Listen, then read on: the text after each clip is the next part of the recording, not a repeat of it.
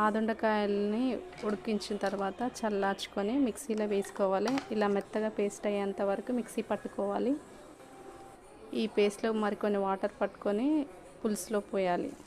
కడాయి పెట్టుకొని ఆయిల్ పోసుకొని పోపు గింజలు వేసుకున్న తర్వాత మనం కట్ చేసిన ముక్కలు ఉన్నాయి కదా, అవి వేసుకోవాలి.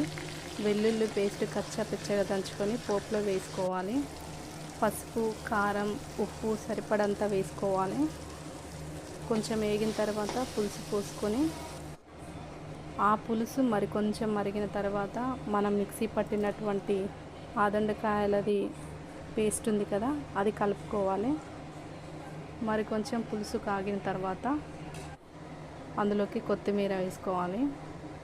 ఈ పులుసు టేస్ట్ స్మెల్ అయితే డిఫరెంట్గా వస్తుంది. ఒకసారి తిన్న వాళ్ళు మళ్ళీ మళ్ళీ తినాలనుకుంటారు.